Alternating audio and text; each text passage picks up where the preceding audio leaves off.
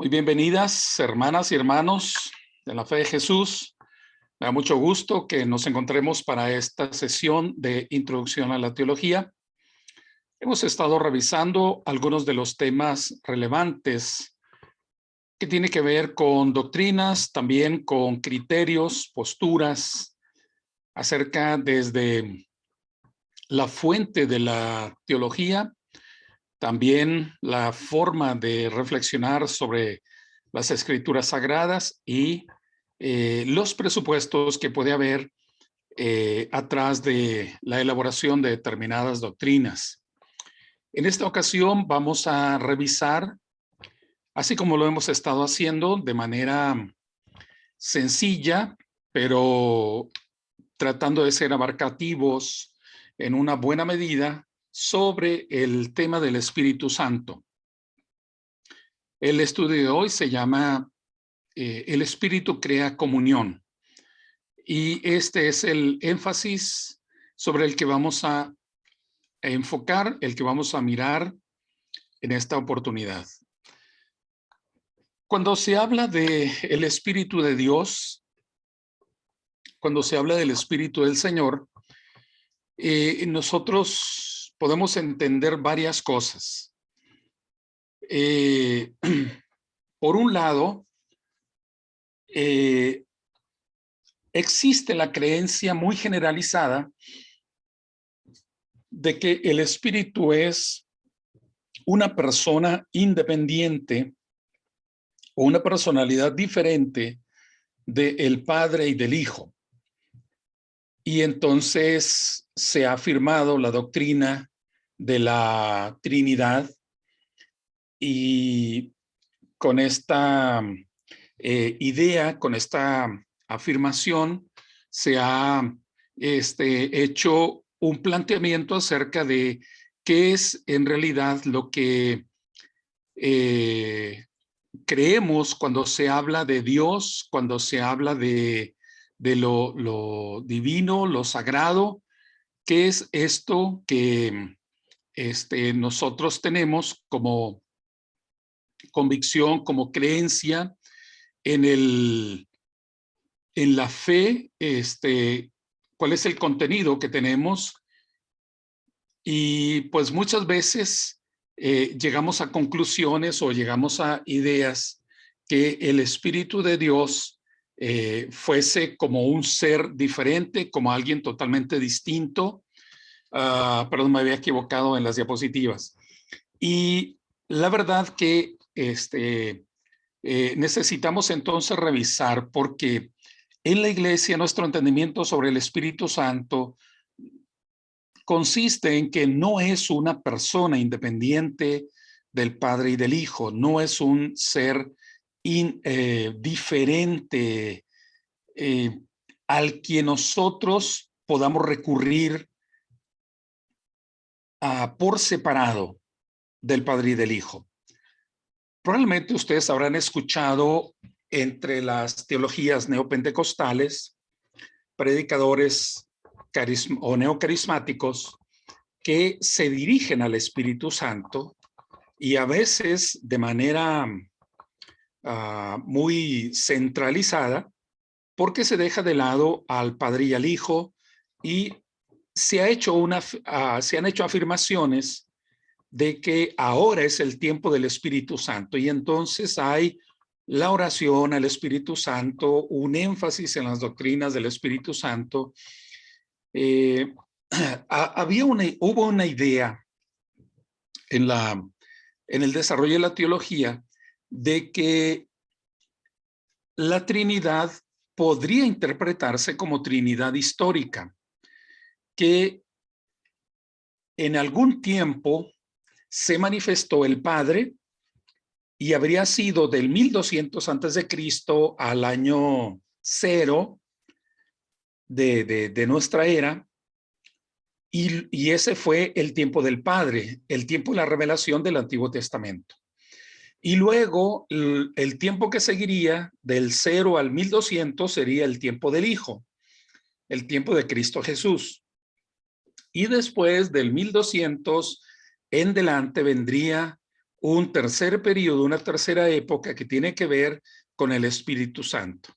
Esta fue una predicación que se hizo más o menos alrededor del 1200 a través de un teólogo, Joaquín de Fiore, y como que fuese algo que han retomado los movimientos pentecostales, donde se habla acerca del Espíritu Santo como la manifestación centralizada de la presencia de Dios. Vamos a tratar de comprender entonces sobre esta doctrina del Espíritu. El tema es muy interesante porque es hablar de lo trascendente. ¿Cómo es posible que el lenguaje humano pueda ser tan abarcativo como para, en primer lugar, entender y luego explicar lo que es Dios? En una frase de un teólogo de la antigüedad, Agustín de Hipona,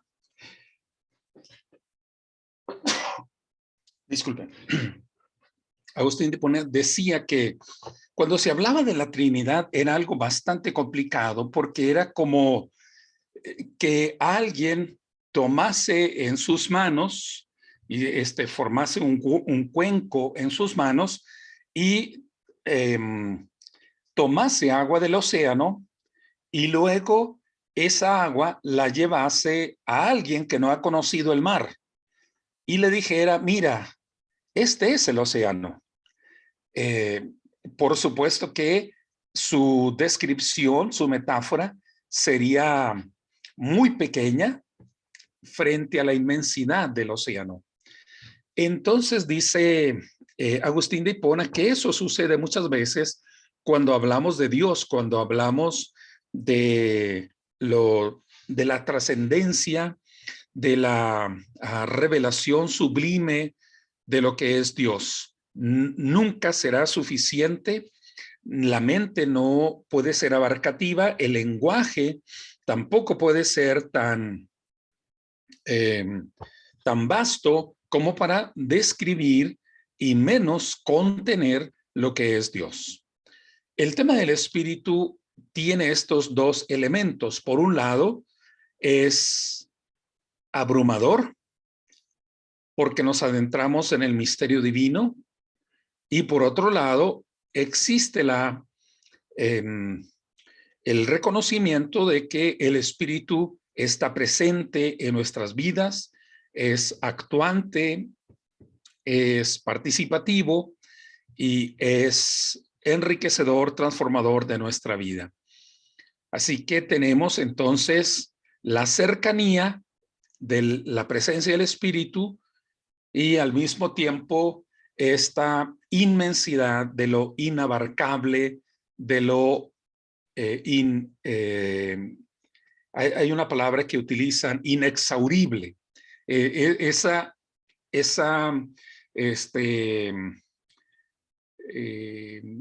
categoría de lo sublime y majestuoso que resulta imposible de aprender, imposible de dominar, de comprender para el intelecto humano.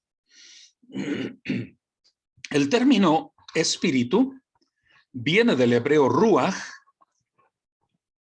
que está asociado con viento, es equivalente al griego pneuma. En el griego lo podemos ver todavía en el término neumáticos o neumólogo o neumonía, que está asociado con el viento, está asociado con el aire que está contenido en las ruedas. Y es un concepto que tiene que ver con algo vital. Es un principio vital que está en el ser humano. Cuando Dios crea al ser humano, Génesis 2, verso 7, dice que lo formó del polvo de la tierra, alentó en su nariz soplo de vida, que es ruach, le insufló el ruach y entonces se convirtió en un nefesh, en un alma viviente.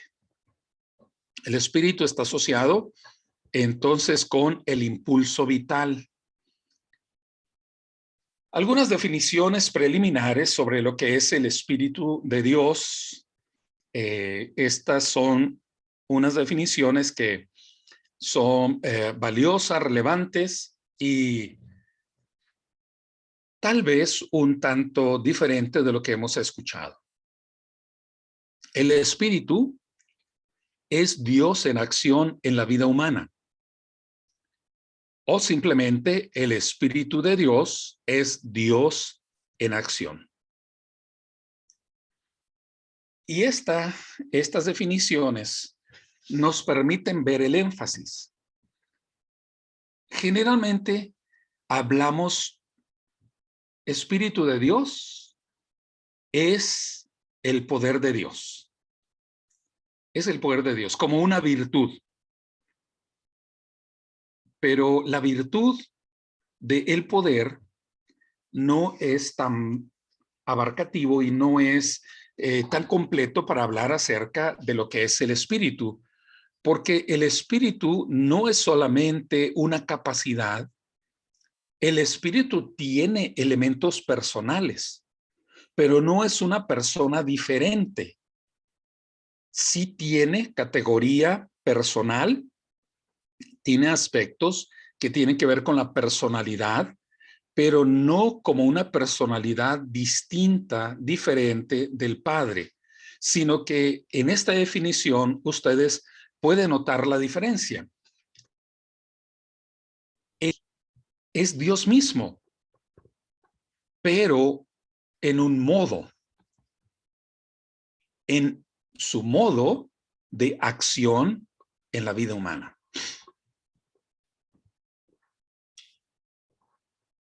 Si tomamos el concepto de modo de existir, o el concepto de estado de las cosas, ustedes saben que la materia puede tener diferentes estados. Puede ser estado líquido, estado sólido, estado gaseoso. Y se discute si hay un cuarto estado, plasma. Pero tomemos el ejemplo. El agua puede ser líquida, ¿verdad? Pero también puede estar en forma de hielo, es decir, la combinación H2O puede estar en combinación en estado líquido, ser agua, en estado sólido, ser hielo, o en estado gaseoso, ¿verdad? Ser vapor. Así, nosotros podemos comprender un poco de Dios. Dios puede encontrarse en su estado trascendente o podemos hallarlo en su estado trascendente o podemos hallarlo en su estado cercano al ser humano, cercano a lo terrenal. Se habla de al menos dos aspectos en el estado o en el modo de hablar de la condición de Dios. Y se habla de dos términos. Uno es el término trascendente. El término trascendente quiere decir eso que está por encima de la realidad humana, inaccesible. Y por otro lado, se habla del término inmanente. El término inmanente quiere decir lo que está entre nosotros, lo que es cercano, lo que es próximo, lo que es inmediato. El término trascendente será lo alto, lo elevado, lo sublime. El término inmanente es lo que está en medio de nosotros, entre nosotros. Así que Dios tiene una dimensión trascendente y una dimensión inmanente. Y la definición nos dice que el espíritu es Dios en acción en la vida humana. En una definición un poquito más amplia es El Espíritu es el aliento inspirador de Dios, mediante el cual otorga vida en la creación y en la recreación. Nosotros encontramos que el Espíritu de Dios no solamente influye como hálito de vida en el ser humano, también lo encontramos como es el medio de que Dios actúa en la creación. Vamos a encontrar a ese Espíritu obrando en la creación.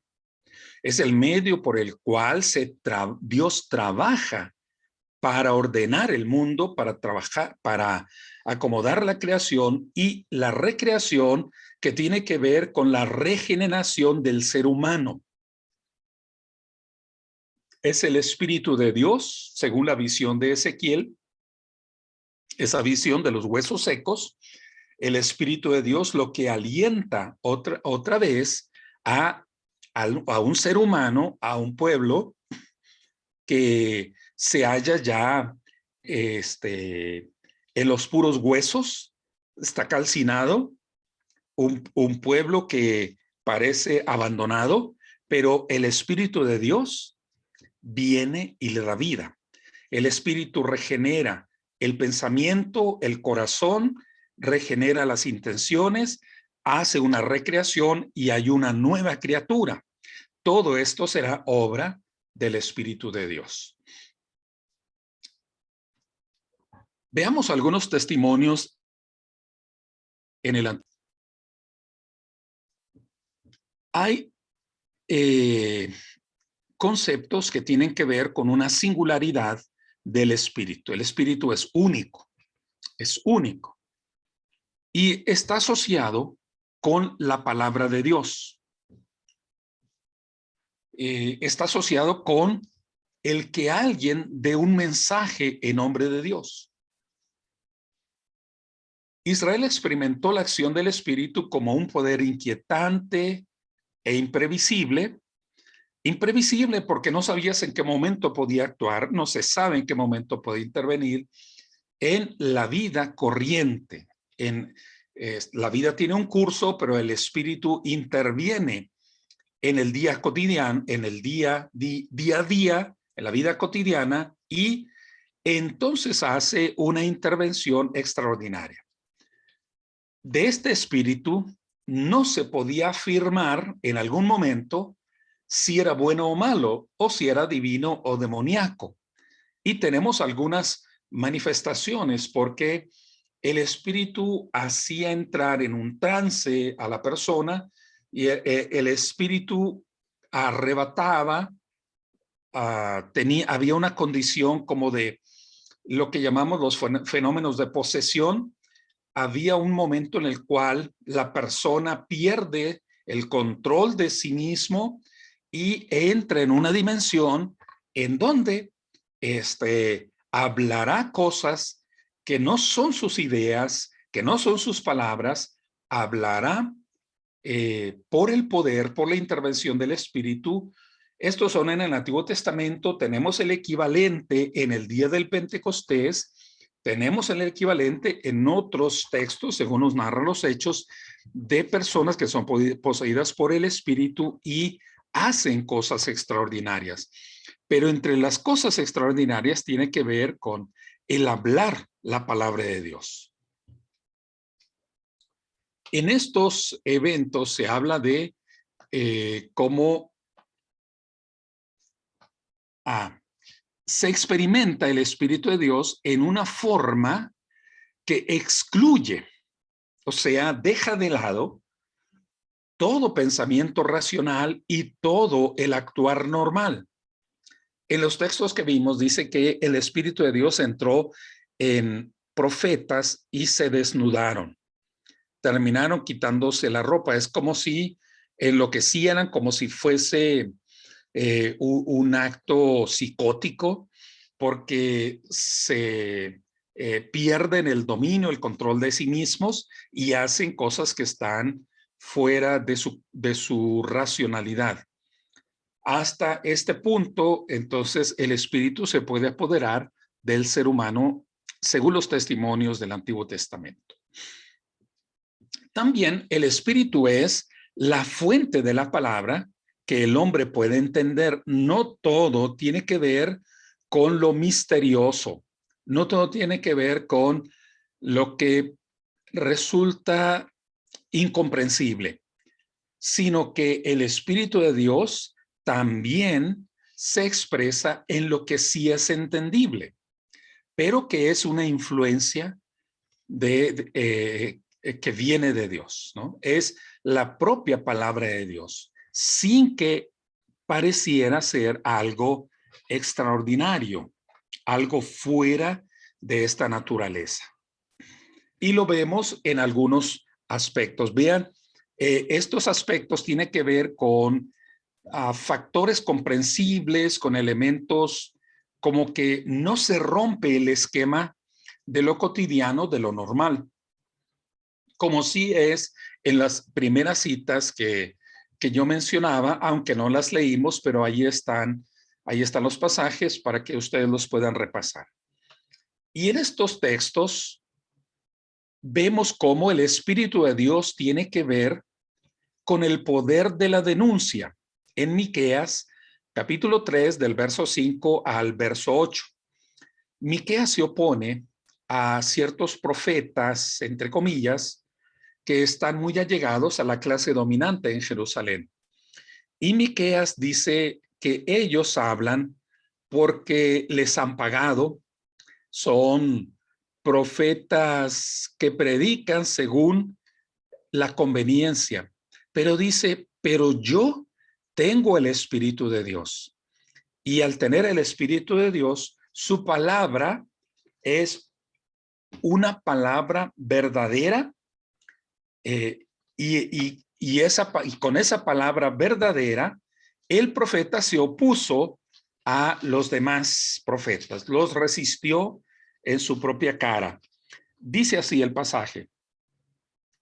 Así ha dicho Jehová acerca de los profetas que hacen errar a mi pueblo y claman paz cuando tienen algo que comer, y al que no les da de comer proclaman guerra contra él. Por tanto, de la profecía se os hará noche y oscuridad del adivinar, y sobre los profetas se pondrá el sol, y el día se entenebrecerá sobre ellos.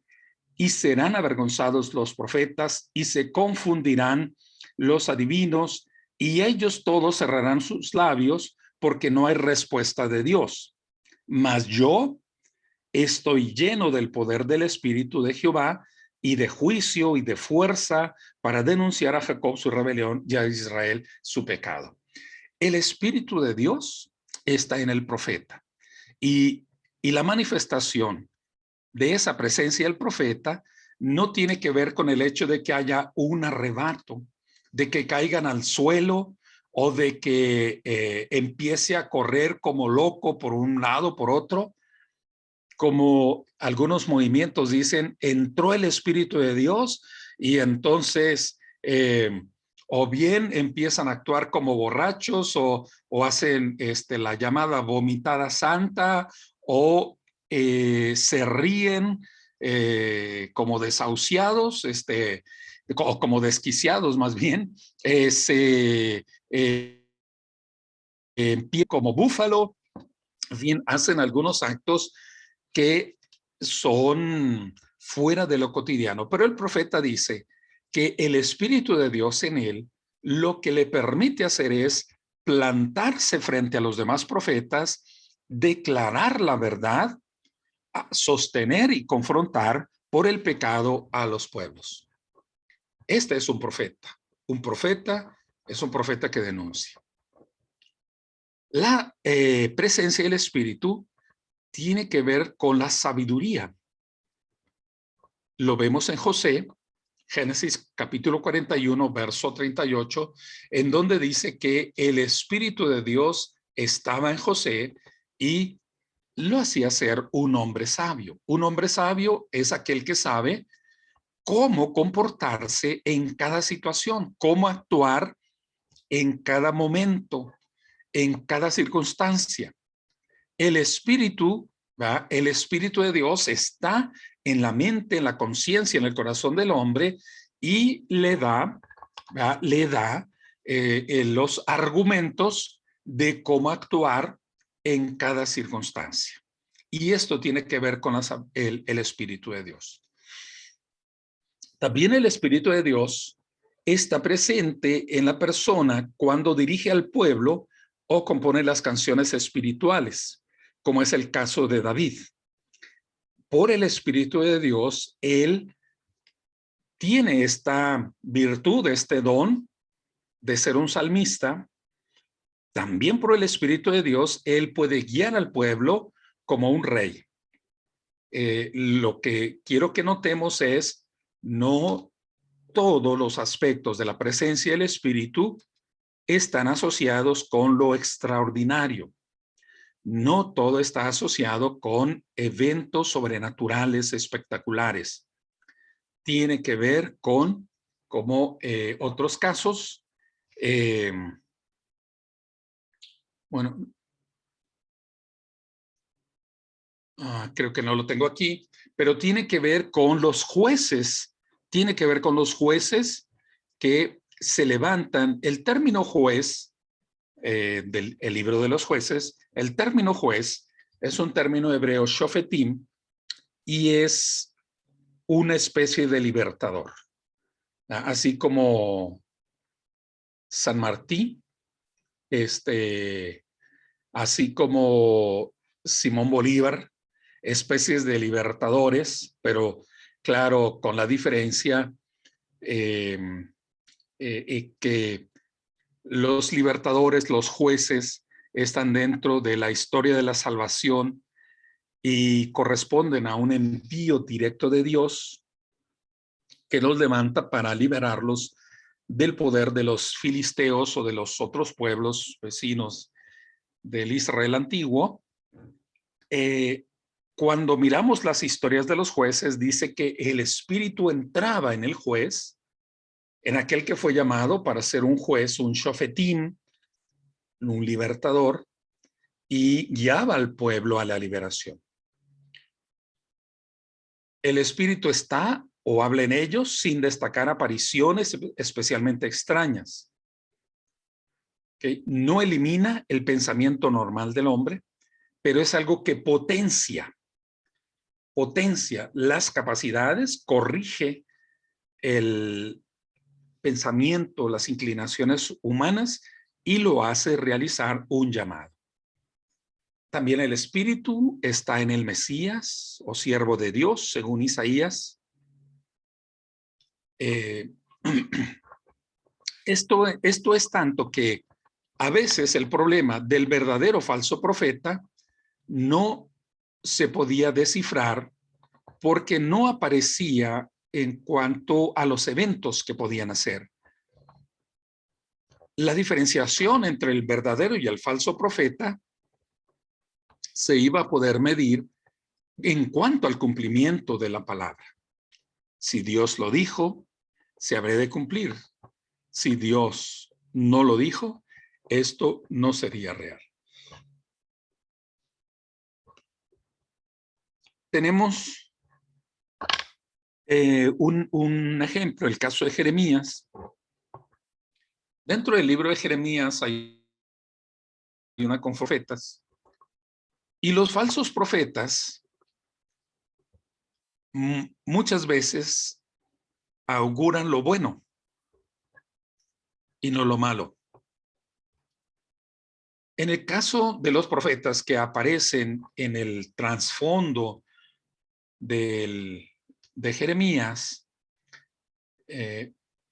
aparecen en escena en un momento o en uno de los momentos cuando el pueblo se ha ido al exilio y entonces algunos de los falsos profetas empiezan a decir: no se preocupen, no se aflijan, pronto regresarán a su tierra, pronto volverán, pronto serán liberados, y hablan de una manera como muy esperanzadora, generosa, de que la liberación llegaría de manera inmediata y ellos volverían.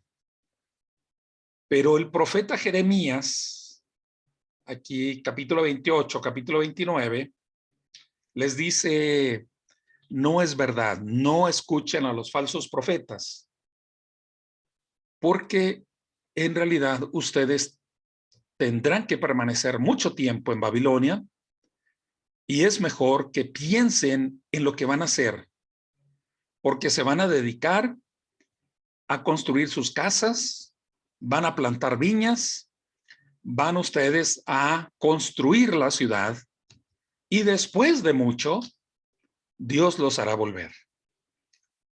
Generalmente nos gusta cuando un predicador nos habla cosas buenas y consideramos que es el Espíritu de Dios, porque Dios siempre quiere lo bueno.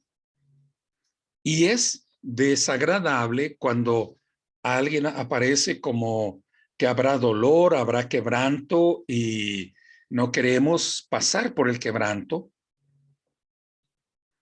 pero no es el contenido inmediato lo que puede diferenciar entre el falso y el verdadero profeta, es el cumplimiento final de las palabras. El caso de Jeremías parecía un profeta indeseable, un profeta no codiciado, no querido, pero fue el profeta verdadero de parte de Dios. El espíritu está asociado con el poder de Dios, que es la definición que generalmente hemos tenido. El espíritu es la fuerza o el poder de Dios. Cuando el Espíritu de Dios viene sobre el profeta, le arrebata contra su voluntad y le lleva a un monte o a un barranco. Ahí está cuando entra en el profeta Elías y luego dice que le arroja contra un barranco, ¿no? Cuando Elías despierta de la posesión, se encuentra en un lugar que no entiende, que no sabe qué es, qué está haciendo ahí. Pero es como que posee a la persona, le domina y le hace ir a lugares o le hace hacer cosas que él no planea. El Espíritu de Dios es una fuerza extraordinaria. Es la influencia o es lo que influencia para que los hombres hagan cosas extraordinarias.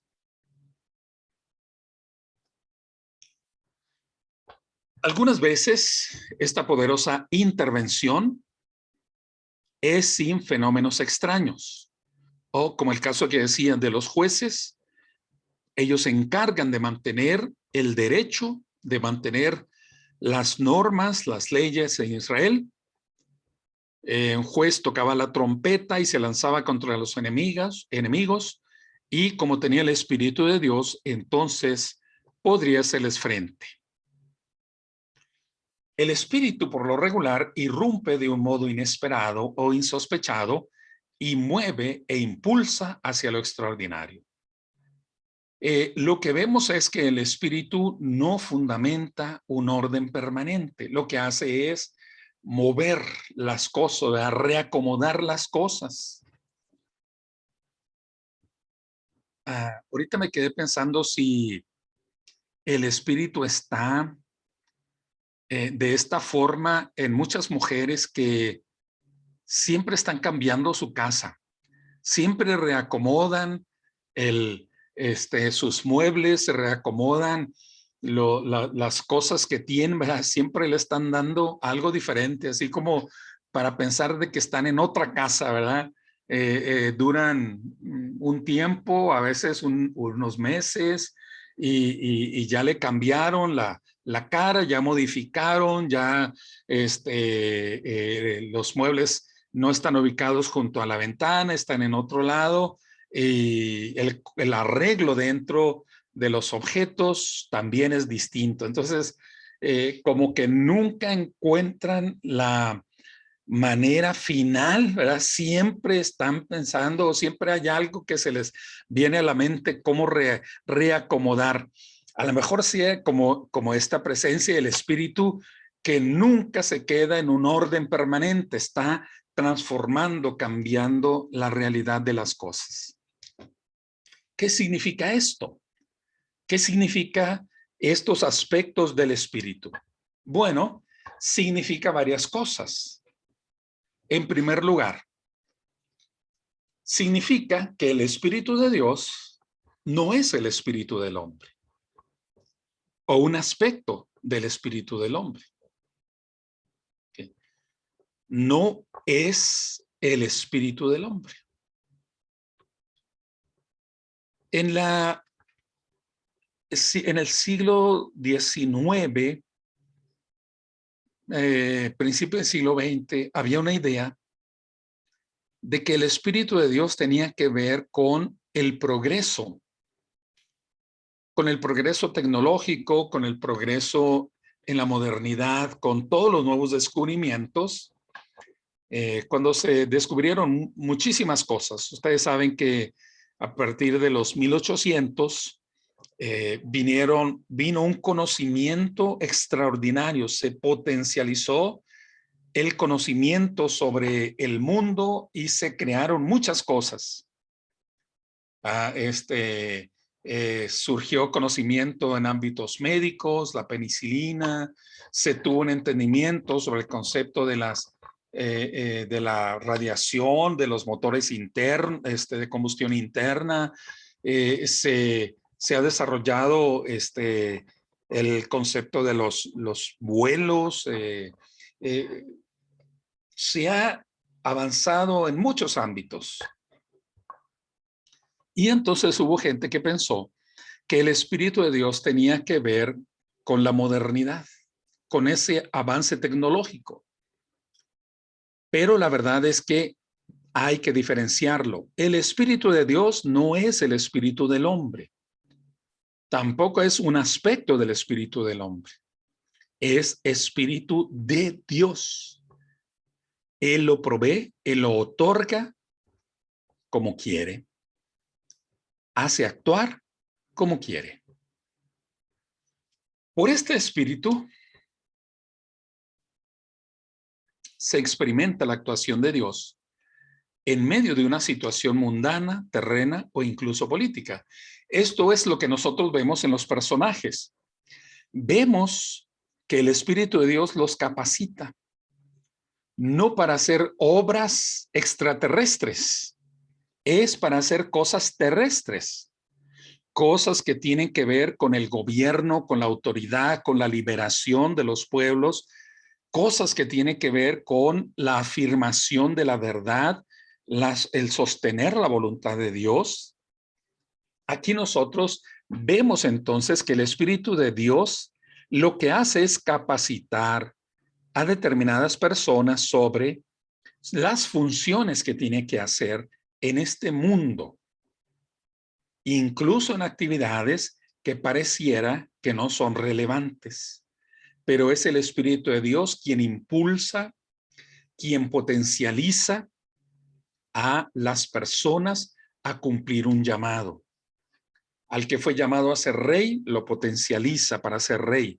Al que fue llamado para componer canciones, le da esa inspiración. Al que fue llamado para que sea un libertador en el ámbito político-militar, lo lleva a hacer esa función. Entonces veamos cómo el Espíritu actúa en medio del mundo para que las personas cumplan una función. No tiene que ver con cosas extraordinarias, como para decir que el Espíritu de Dios, cuando entra en una persona, lo hace viajar en un viaje astral, en un viaje fuera del mundo. Tiene que ver con lo terreno. Es la experiencia de algo externo porque viene de Dios. Es como si Dios sale al encuentro del hombre. Y esto es algo totalmente inesperado, porque el hombre no lo decide cuándo. No puede uno decir, Señor, ahora quiero el Espíritu, ahora dame el Espíritu, ahora quiero poseer el Espíritu. Es cuando Dios así lo decide. Puedes pedirlo, pero es cuando Dios lo decide. El Espíritu no pretende la elevación del mundo material. Es más bien corpóreo, o sea, porque entra para influir en una persona. Es tan corpóreo como el viento. El viento no siempre se ve, pero se ven los efectos. El viento no se ve, pero se ve cómo mueve las cosas. O bien cómo trae la lluvia, o bien cómo levanta polvo, o bien cómo mueve los árboles. El espíritu es identificable en esa manera, en los efectos. En resumen, se puede decir que el espíritu lo que hace es mantener firme al hombre frente a sus contemporáneos. Porque el espíritu lo posee quien es llamado a una misión de parte de Dios. Esa misión puede resultar contraria, puede encontrar adversarios, esa misión tendrá muchos obstáculos, pero esa misión se habrá de completar por la influencia del Espíritu de Dios. Otro aspecto es que el Espíritu Santo se halla en la creación. El Espíritu Santo se halla presente en la creación. El Espíritu Santo se mostró en el viento de la tormenta. El Espíritu separó las aguas. El Espíritu separó las aguas cuando iban a cruzar el mar. Cuando el pueblo de Israel sale de Egipto, dice que Dios sopló su espíritu y separó las aguas, obró como un poder, una fuerza en la creación, detuvo o separó, dividió y contuvo las dos partes del agua, y el pueblo cruzó en medio de esa brecha. Además, hizo menguar las aguas del diluvio. El espíritu sopló y disminuyeron, dice, las aguas, como que secó, empezó a secar la tierra. Y también se hace presente en el momento creador. Génesis 1:2. El Espíritu de Dios actúa en la creación. ¿Okay? El Espíritu de Dios está allí en la creación. Génesis 1:2 dice: y el Espíritu se movía sobre la faz de las aguas.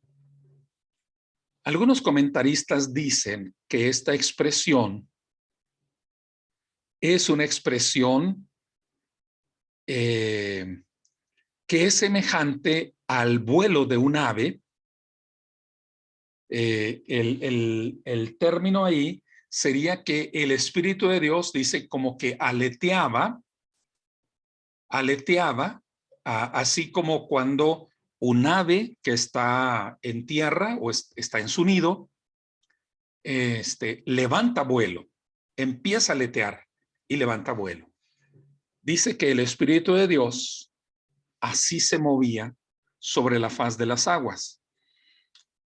Algunos tienen la idea así como que fuese un momento de empollar la creación en la cual Dios empieza a obrar, en la cual Dios empieza a ordenar el mundo. Pero vemos que el Espíritu de Dios no solo tiene que ver con el actuar en el ser humano, tiene que ver con el actuar de Dios en la creación. El Espíritu Santo está en el hombre. Porque en Dios está la vida, Él es la fuente de la vida, y Dios da de su espíritu al hombre, de ese espíritu que tiene vida, Dios le provee, y entonces el ser humano se convierte en un alma viviente. Pero si Dios le quita ese espíritu, ese ruaj, entonces el ser humano deja de ser. Salmo 104, versos 29 y 30, así lo describe. Dice: le quitas tu espíritu y el hombre deja de ser. Toda la vida, incluso la fuerza vital puramente biológica, se ha de entender como un resultado de la creación de Dios, como una intervención de Dios. Por esto la vida es sagrada, porque Dios está presente en toda criatura. Dios se halla presente en todo ser humano.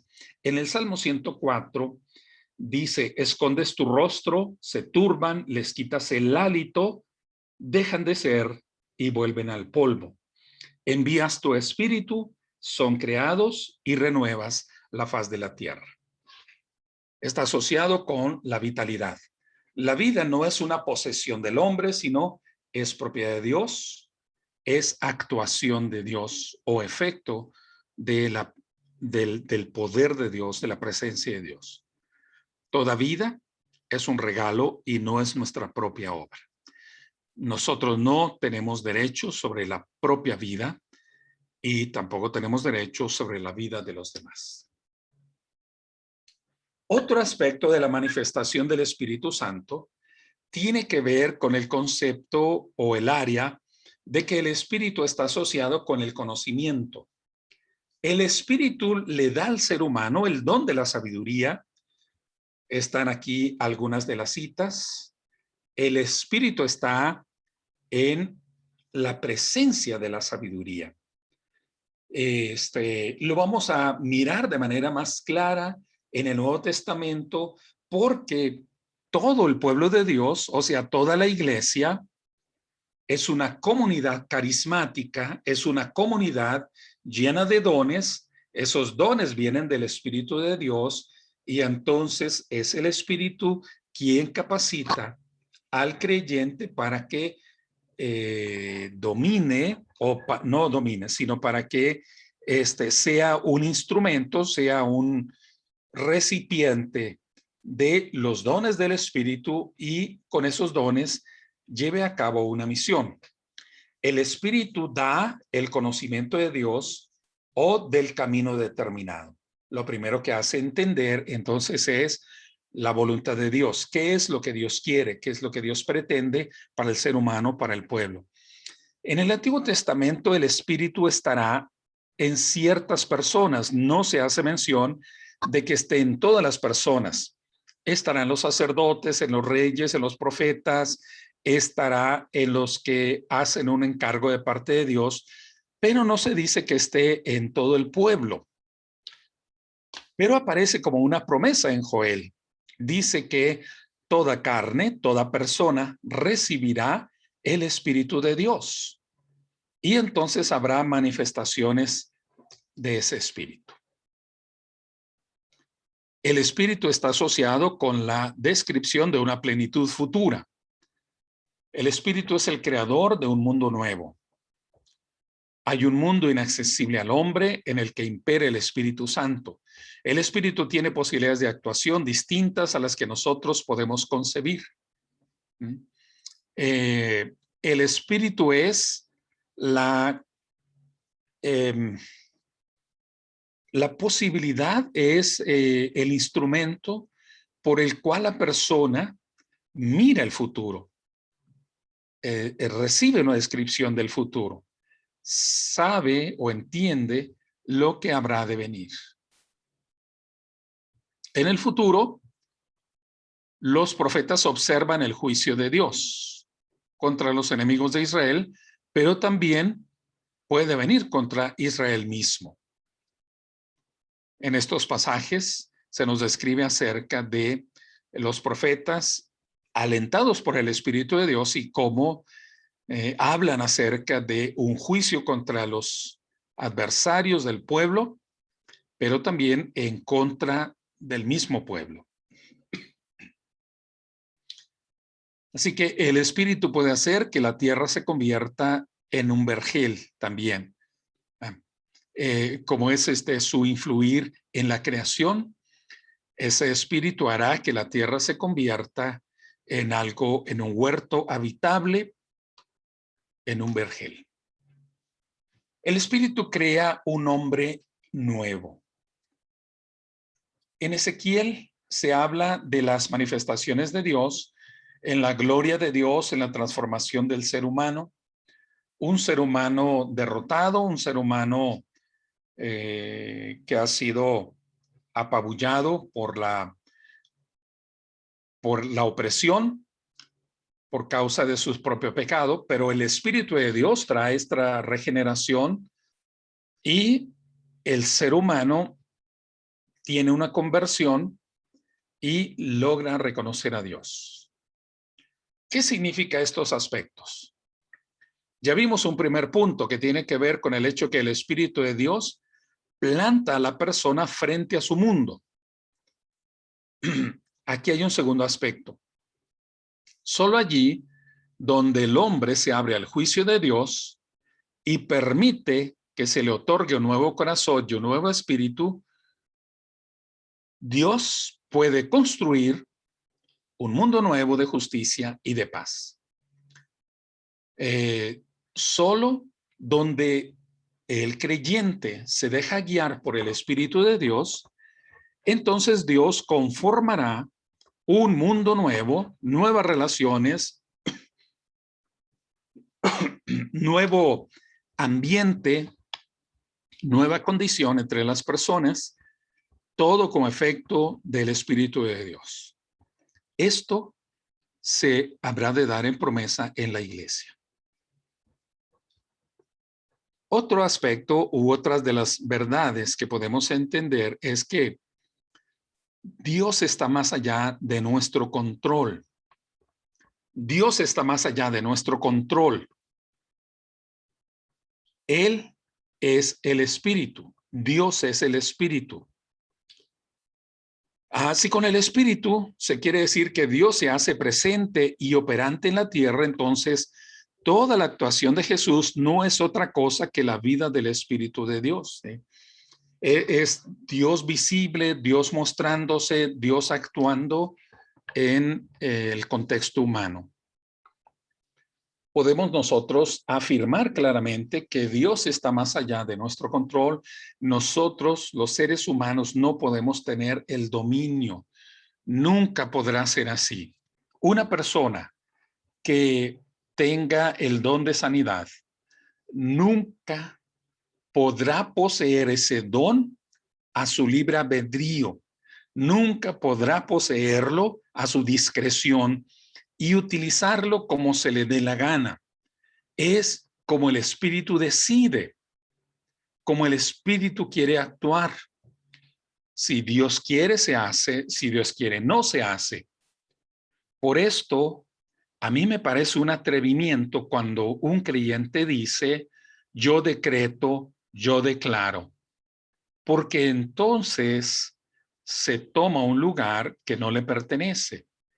Es algo que es prerrogativa del Espíritu de Dios y jamás el ser humano puede poseer de manera absoluta. Puede estar en nosotros el Espíritu y en ese sentido podemos decir yo poseo, pero porque está en nosotros, porque ha querido morar en nosotros, pero no en un término de yo poseo como tener una mascota, yo poseo como ser propietarios de un objeto, yo poseo como algo sobre lo que nosotros tenemos un dominio. Nunca se puede hablar así, porque es y será siempre el Espíritu de Dios.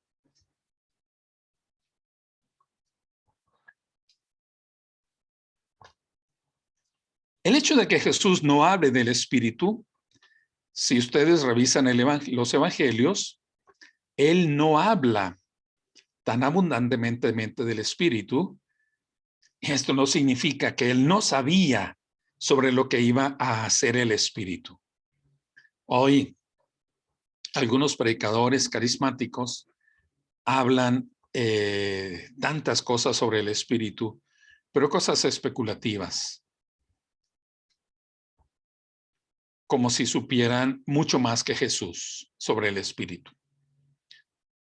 El hecho que Jesús no hable del Espíritu, sino que más bien actúe en el Espíritu y hable en el Espíritu, esto significa que lo que importa es la acción del Espíritu de Dios. no tanto la disertación sobre lo que es el espíritu, no tanto las explicaciones, sino lo que importa es la acción del Espíritu de Dios. Acciones empujadas, impulsadas por el Espíritu, a hablar las palabras del Espíritu. El Espíritu siempre se hace el encontradizo, porque es alguien extraño, inesperado, que no se puede catalogar demasiado rápido en una doctrina inteligible. Dios está presente en el mundo del hombre como Espíritu Santo, pero nunca fijo. Siempre lo está de un modo sorprendente y extraño, siempre para movernos con nuevas fuerzas y eficacia para lograr su fin. Así que entonces no se puede hablar de que el ser humano en algún momento pueda llegar a dominar el espíritu, que es algo que quiso hacer Simón el mago, que cuando vio que los apóstoles, por medio del Espíritu, hacían sanaciones y otras obras extraordinarias, él quiso tener ese poder, quiso tener esta influencia y pretendió comprar el poder del Espíritu y les ofreció dinero por el Espíritu. Si el Espíritu estuviese bajo el control humano y de un humano no convertido, de un ser humano bastante carnal, entonces el ser humano iba a hacer uso de ese espíritu a su propia conveniencia. Imagínense, yo me he imaginado, si tuviera el control del poder del espíritu, pues probablemente me pondría una clínica de hacer milagros, una clínica de hacer milagros. Y entonces podría pedir lo que se me diera, lo que se me antojara, lo que se me diera la gana. Bueno, a ver, por una parálisis facial, $10,000. Por una problema de cáncer, bueno, ese sí, yo creo que unos $10,000. Y de seguro que habría gente dispuesta a pagarlos.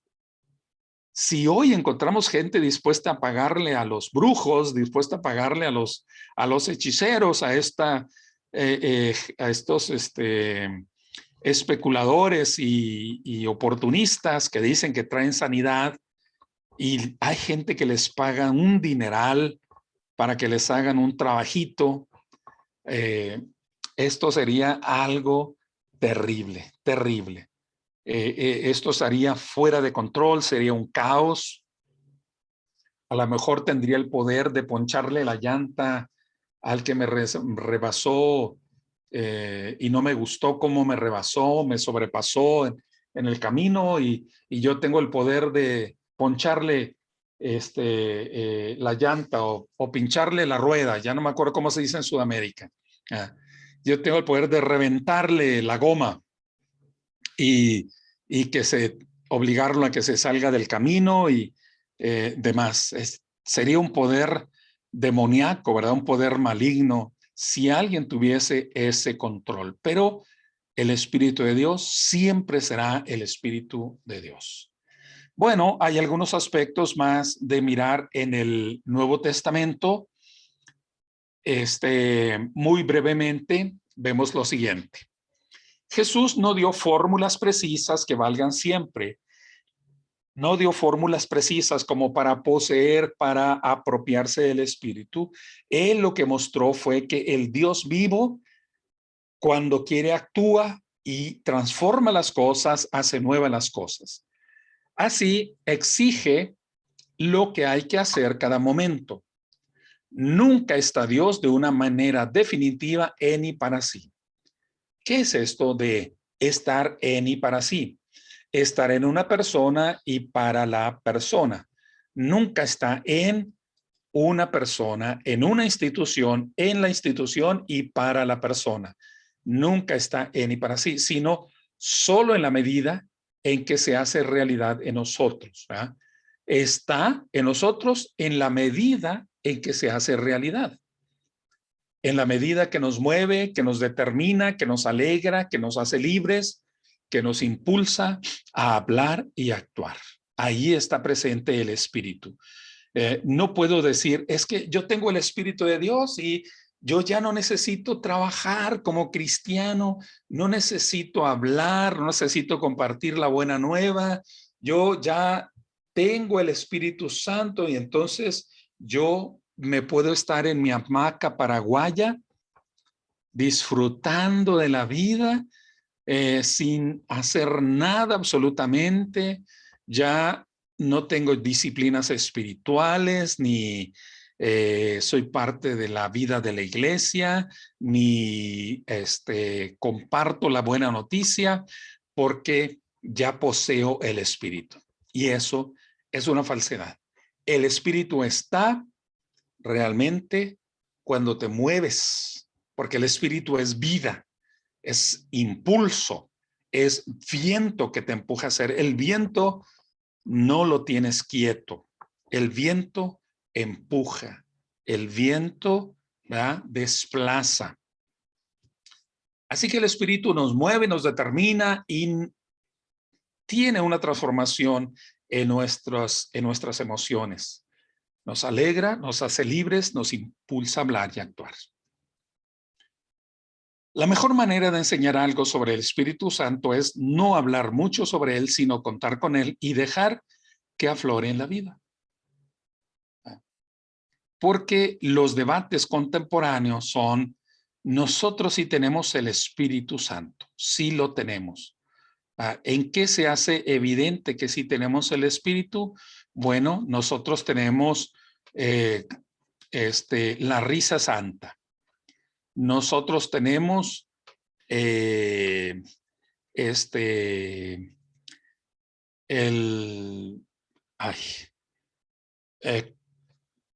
cultos en los cuales la gente se cae, en los cuales hay manifestaciones de que la gente se cae. Nosotros tenemos manifestaciones de vomitada santa. El Espíritu tiene que ver con plantarse frente al mundo en una misión. No tiene que ver solo con lo espectacular. No es hablar mucho del Espíritu, es contar con él y dejar que aflore, dejar que se manifieste en la vida. Jesús fue portador del Espíritu. Esto es indudable. Es portador del Espíritu. ¿Cómo puede ser una tercera persona? El Espíritu Santo no es una tercera persona. Si fuese una tercera persona, la Biblia dice que Jesús fue engendrado del Espíritu Santo. Entonces, si fuese una tercera persona, el Espíritu Santo, ¿de quién es hijo? ¿Del Padre Dios o del Espíritu, si es una persona distinta? El Espíritu no es una persona distinta. Es el mismo Dios en su modo actuante. Solo hay presencia del Espíritu en lo terrenal porque es la forma de hacerse presente entre nosotros. Jesús es portador del Espíritu. El Espíritu lo arroja al desierto para ser tentado. Por el Espíritu se cumple la profecía mesiánica. Por el Espíritu vence el mal. Jesús actúa como juez y es el que bautiza en el Espíritu. Él es un fuego purificador. Y Dios hace que Jesús sea el nacido que determina plenamente por el Espíritu. El Espíritu se muestra en la fuerza de la resurrección de Jesús. Romanos 1, del 3 al 4, también Romanos capítulo 8, donde dice, y si el Espíritu de aquel que levantó de los muertos a Cristo Jesús mora en vosotros, por ese espíritu, ustedes serán también vivificados. Ustedes también serán llenos de vida. El espíritu se muestra entonces como esa fuerza de la resurrección, porque esa resurrección es el impulso de vencer a la muerte. El espíritu es también el espíritu de Jesús, no solo el espíritu de Dios, es espíritu de Jesús. Vemos nosotros en estas citas, voy a leer la cita de Marcos capítulo 13, verso 11, dice: pero cuando os trajeren para entregaros, no os preocupéis por lo que habéis de decir, ni lo penséis, sino lo que os fuere dado en aquella hora. Eso hablad, porque no sois vosotros los que habláis, sino el Espíritu Santo. Bueno, aquí no es tan claro lo que quería mostrar. Déjeme ver si no me equivoqué también con Lucas, capítulo 21, verso 14, verso 15. Dice: proponed en vuestros corazones no pensar antes como habéis de responder en vuestra defensa, porque yo os daré palabra. La asociación. Porque yo os daré palabra, dice Jesús, y sabiduría, la cual no podrán resistir ni contradecir todos los que se opongan. Es la asociación de los dos textos, ¿no? El Espíritu les dará que decir. Pero aquí lo que tenemos es esta expresión: yo les daré la palabra, yo les daré lo que tienen que decir. Bueno, el Espíritu aparece en la nueva creación. Es el que va a formar la comunidad mesiánica, que es la comunidad de los seguidores de Jesús. Y el más grande milagro que hay del Espíritu Santo es que Dios nos habla, que su palabra penetra en nosotros como palabra de amor de una manera normal y desacostumbrada. Y es el Espíritu el que restablece de nuevo la dispersión lingüística de Babel. El Espíritu que integra una nueva comunidad, una comunidad que se entiende por el mismo poder, por la misma influencia. Por lo regular, el bautismo de agua y del Espíritu son el mismo hecho o acontecimiento. Cuando una persona viene a ser bautizada por fe, entonces Dios le concede el Espíritu y con ello la fuerza para vivir en la fe. El Espíritu dona la nueva vida a los discípulos. La nueva vida es una acción, es obra de ese Espíritu. El nuevo nacimiento es un regalo que nos viene de Dios a través del Espíritu, quien sopla como quiere y nadie sabe lo que va a ocurrir. No depende de la voluntad, de la propia fuerza, sino de dejarse vencer por el amor de Dios. Lo que se espera que hagamos, entonces, en realidad, es algo pasivo, es algo es más bien dejar hacer el Espíritu y no tanto decidir nosotros. Bueno, vamos a hacer aquí un receso voy a dejar de presentar las diapositivas y abriré el espacio si hay algunas preguntas. Vamos a tomarnos unos minutos, unos 5 o 7 minutos, por si hay alguna pregunta. Como veo que Marcos Kucharski tiene una pregunta. Hola, buenos días, Ausencio. Buen día, Marcos. Buen día. Bueno, mi pregunta es una duda que siempre tengo cuando escucho a veces a predicadores acá en nuestra iglesia.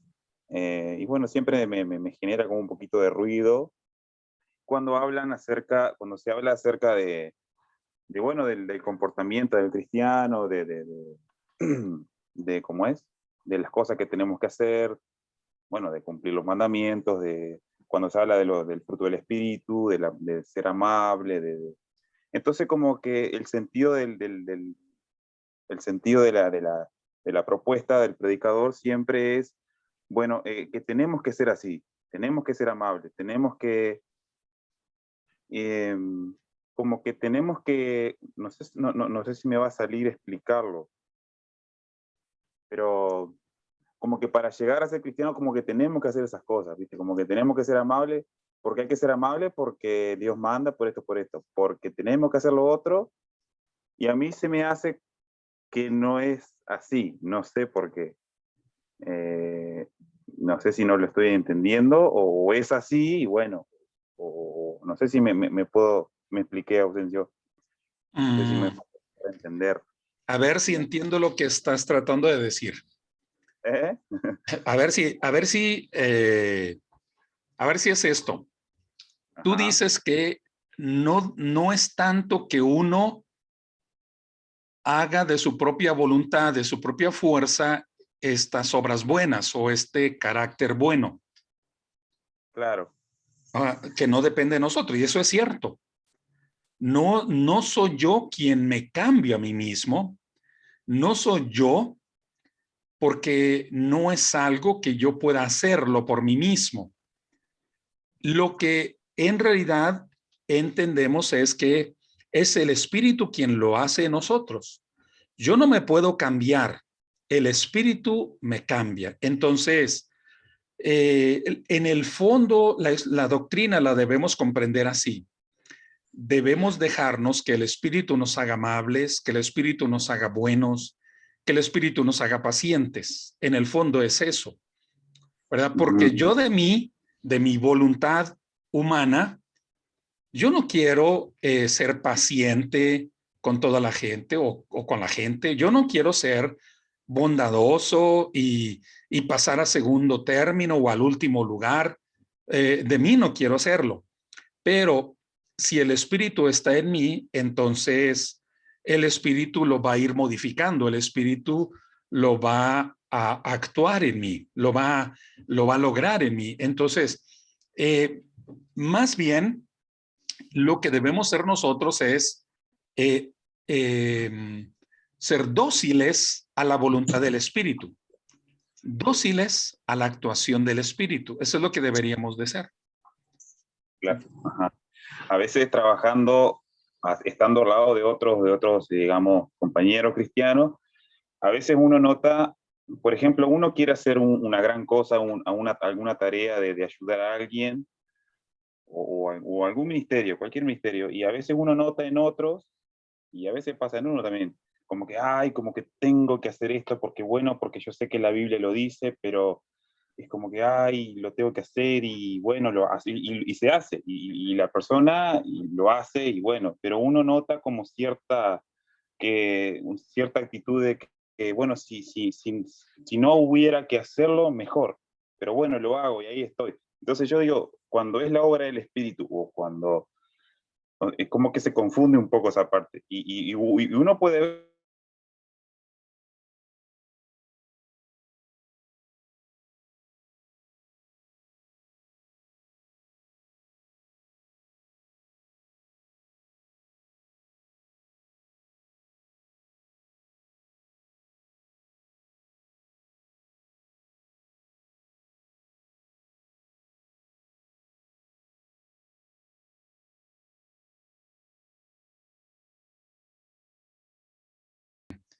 Es intermitente solo para las acciones buenas. Se entiende como que el Espíritu está en nosotros, ¿verdad? Está en nosotros. Entonces, el Espíritu está en nosotros, el Espíritu nos guía, nos hace actuar, pero no solamente es que se hace evidente, más bien, no solo es que se hace presente cuando nosotros hacemos cosas en reconocimiento o en guianza de esa fuerza. Entendemos que está de forma permanente en el creyente eh, y es quien lo hace actuar. quien lo hace amar de una forma, quien lo hace servir de una forma, quien lo hace alabar, quien lo hace buscar a Dios en una forma. Y el carácter del ser humano se deja moldear, se deja impulsar por ese espíritu. Ahora, como en nosotros los creyentes, en realidad operan dos fuerzas. Por un lado está nuestra naturaleza humana y por otro lado está el impulso del espíritu.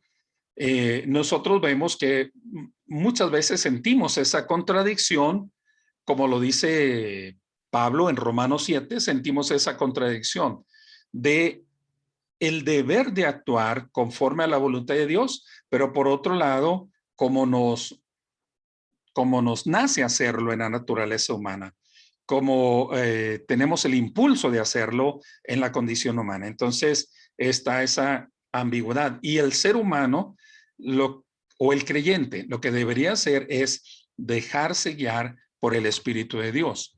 Pero algunas veces, en realidad, más nos movemos en el impulso de la naturaleza humana. Karina. Gracias, hermano. Dios le bendiga. Sí. Sí, mi pregunta es sobre, entonces, ¿por qué otras denominaciones tienen tanto como la Trinidad? Que como que son tres personas. ¿De qué textos ellos se basan para que el espíritu sea una tercera persona? Porque, o sea, yo le tengo bien en claro que el espíritu es un poder y, bueno, lo tengo bien en claro esto, ¿viste? Pero, bueno, otras denominaciones tienen esto y proclaman esto y Sí. y quieren llevar al mundo que es así. Okay. Primera de Juan, capítulo 5, en el verso 7 dice, porque tres son los que dan testimonio en el cielo, el Padre, el Verbo y el Espíritu Santo, y estos tres son uno.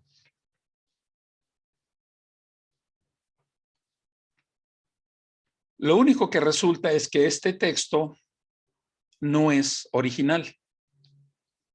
Este texto es una interpolación, o sea, es algo que pusieron dentro.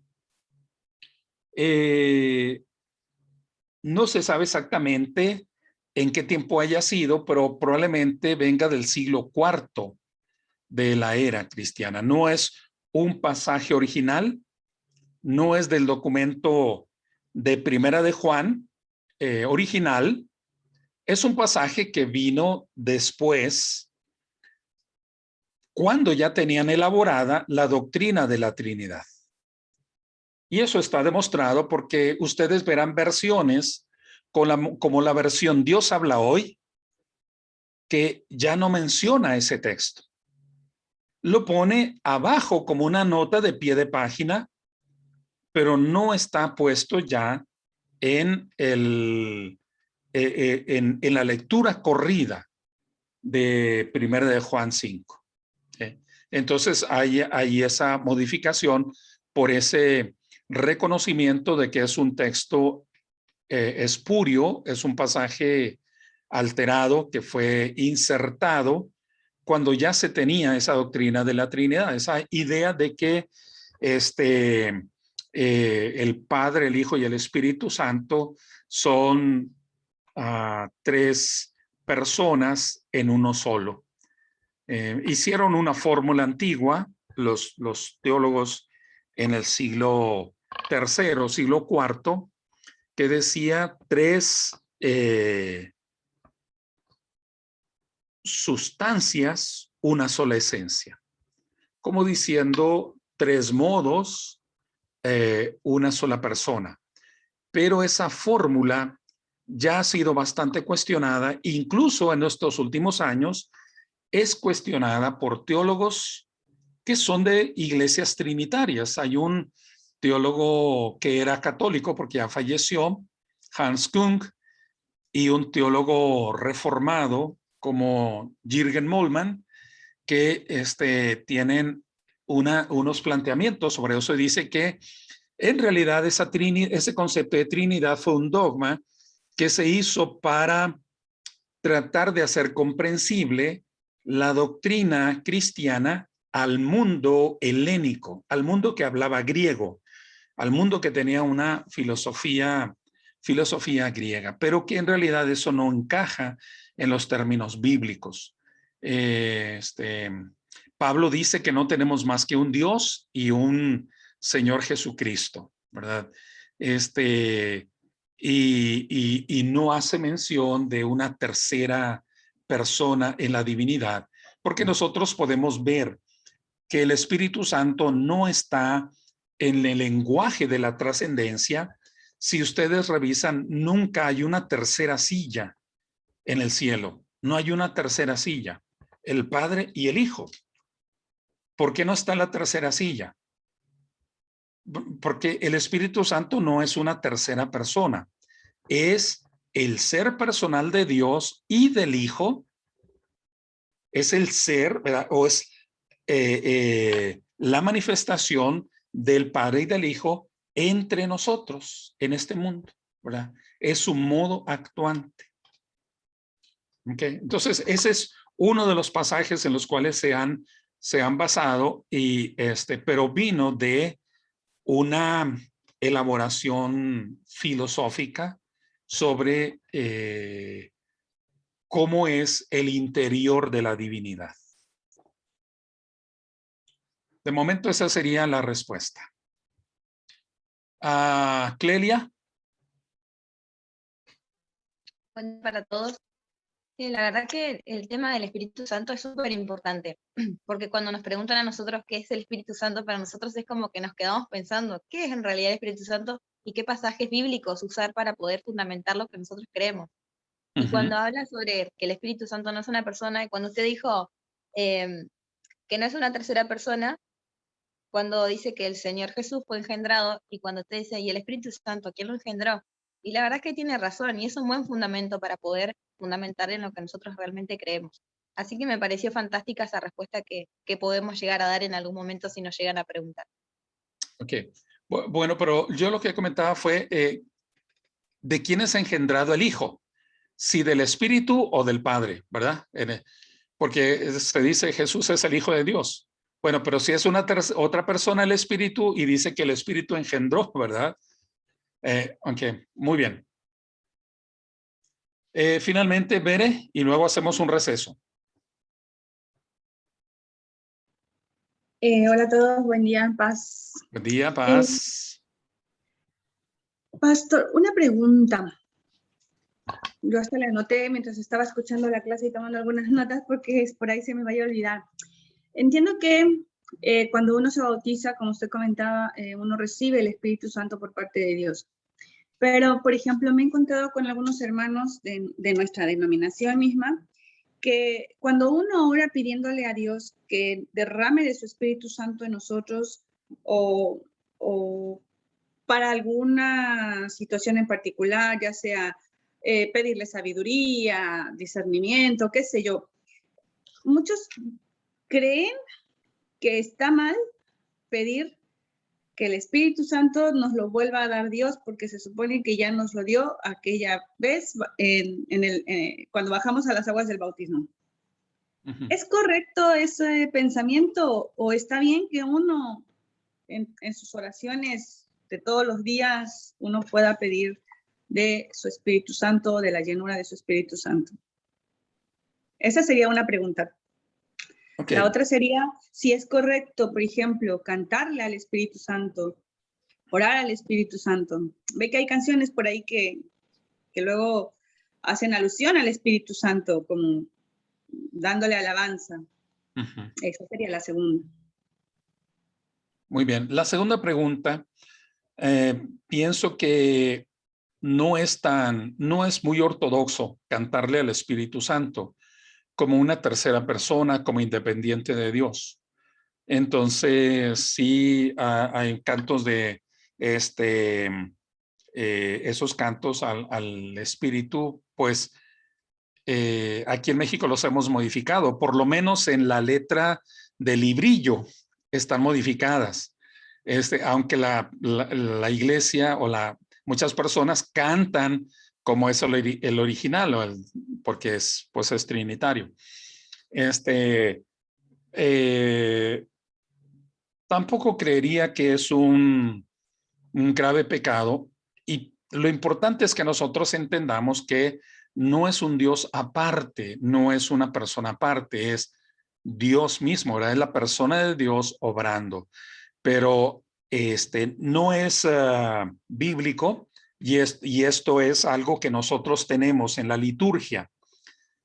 Hay dos formas de hacer la liturgia. Uno se llama regulativo, y el otro modo se llama normativo.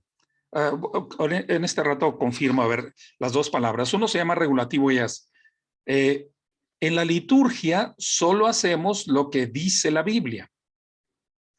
Y en el otro modo, que creo que se llama así normativo, es solo, la liturgia es posible en aquello que la Biblia no prohíbe. Entonces, que no es lo mismo, ¿verdad? Hacer solo lo que la Biblia dice o hacer lo que la Biblia dice, pero además hacer lo que no prohíbe. Entonces, algunas iglesias pues tienen la liturgia del Halloween, o el tiempo de Día de Muertos, la Pascua, el conejo, en fin. Entonces dicen, bueno, la Biblia no lo prohíbe, entonces lo puedo practicar. Pero la iglesia tiene un principio que es el principio regulativo, solo a practicar lo que la Biblia dice. Entonces solo tenemos las fiestas que la Biblia dice. No tenemos Navidad, no tenemos otras festividades porque no están específicas en la Biblia. Entonces, en la Biblia no hay referencia de adoración al Espíritu Santo. No hay adoración, no hay una liturgia. Lo que sí hay alabanza al Hijo. Es así, ¿verdad? Apocalipsis capítulo 5 es liturgia al Hijo.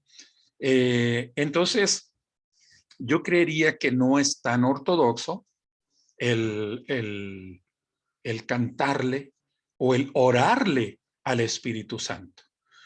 Y la primera pregunta, creo que Jesucristo nos enseña que el Espíritu Santo es algo que nosotros siempre podemos pedir una y otra vez. Recuerdan esa parábola en donde Jesús habla acerca de un hombre que llega a la casa de su vecino para pedirle, porque le han llegado visitas y no tiene alimentos y quiere ofrecerle algo, y entonces está con insistencia, ya no es una hora apropiada, pero por esta condición pues él está rogando y dice, así también ustedes deberían de estar pidiendo el Espíritu Santo. Entonces, el Espíritu es algo que nosotros podemos pedirlo una y otra vez. Ya está en nosotros, pero aún no hemos dejado que obre en toda su dimensión, no hemos dejado que obre en todos los ámbitos de nuestro carácter, de nuestra personalidad, y pedir que el Espíritu se muestre más en nosotros es pedir que tenga más dominio de nuestra vida. Estamos pidiendo no como más cantidad, en realidad no se pide más cantidad, pedimos que obre más en nuestra persona, pedimos que obre más. Y al estarlo pidiendo, pues estamos rogando que, y estamos dispuestos, más bien, estamos dispuestos a que actúe el Espíritu. ¿Ok? Ok. Bueno, okay. Gracias, si hermano. hay alguna pregunta más, seguimos en la segunda parte, en la segunda sesión. Vamos a hacer un receso de 10 minutos, por favor. Muchas gracias por su atención.